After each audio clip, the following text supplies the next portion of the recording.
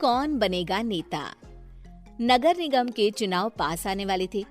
पूरे कानपुर शहर में टिकट को लेकर मारामारी शुरू थी, लेकिन सबसे ज्यादा चर्चा में वार्ड नंबर 40 की सीट थी। वो इसलिए क्योंकि इस बार वहां की सीट महिला के लिए आरक्षित थी। अब सवाल ये था कि चुनाव लड़ेगा कौन।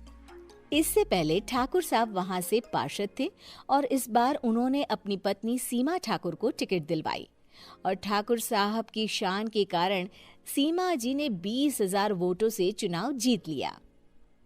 अरे बधाई हो सीमा भाभी, अब तो आप वार्ड की पार्षद बन गई हैं। अब तो हमारे काम आप ही करवाएंगी। अरे ये तो सिर्फ नाम की पार्षद बनी है, वो तो महिला सीट आ गई, वरना पार्षद तो मुझे ही बनना था।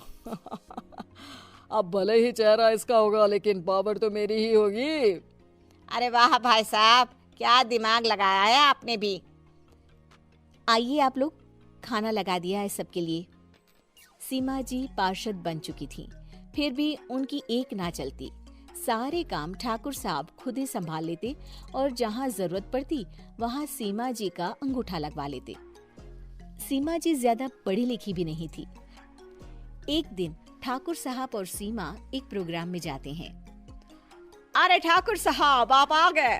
ओहो, पार्षद मैडम भी आ गई हैं। स्वागत है आप दोनों का। लगता है हमारे पार्षद फंड का सही इस्तेमाल हो रहा है। चलिए अब उद्घाटन करते हैं। ये लीजिए ठाकुर साहब कैची, आप ही सबसे पहले प्रवेश कीजिए।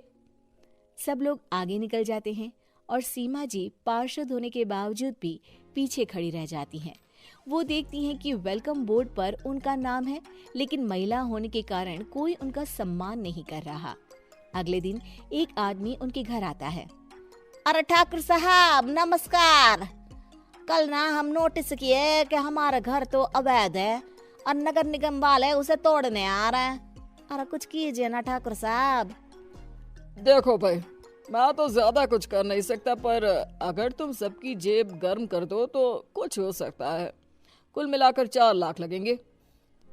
अरे 4 लाख ठाकुर साहब? अरे भाई, मैं अपने लिए नहीं मांग रहा हूँ। दरोगा है, इंजीनियर बाबू है, बड़े साहब है, सबको देना पड़ता है ना थोड़ा थोड़ा। बोलो है मंजूर? तभी वहां अचानक सीमा जी आ जाती हैं। अरे ये आप क्या कर रहे हैं? पहले इन्हीं लोगों से तो आपने वोट मांगे, अब इनसे ही पैसे ले रहे हो। अरे चुप रहो तुम, तुम्हारा काम है सिर्फ अंगूठा लगाना, तुम वही किया करो। मुझे दूसरे काम तुम मत सिखाओ, समझी? और तुम ना जाओ, अब पैसे लेकर आओ, वरना जेसीबी किसी भी वक्त आती होगी। सब कुछ ऐसे ही चलते रहता है।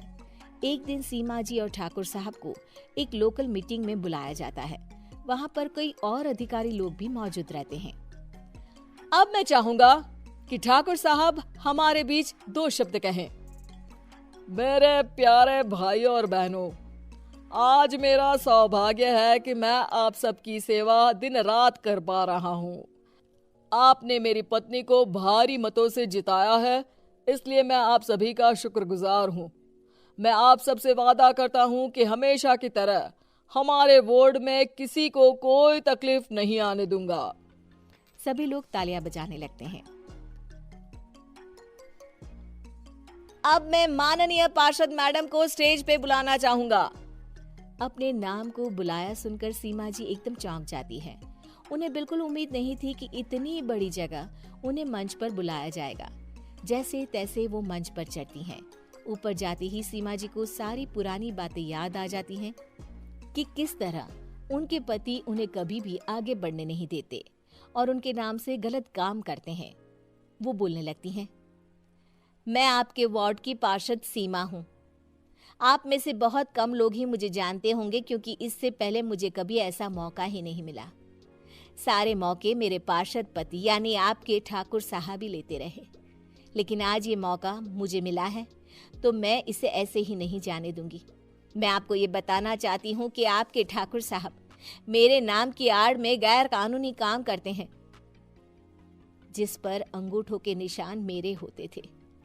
इसीलिए मैं अपनी गलती मानती हूँ और आज अपने पद से इस्तीफा देती हूँ, ताकि आगे से कोई गलत काम ना हो पाए। अब फैसला आप सबके हाथ में है कि आप हमें क्या सजा देना चाहते हैं। सीमा जी की बातें सुनकर ठाकुर साहब के चेहरे का रंग उड़ जाता है और वो शर्म से मुंह नीचा करके वहां से चले जाते हैं और पद से इस्तीफा देकर ही सही सीमा जी अपने आप में आत्मविश्वास महसूस करती हैं।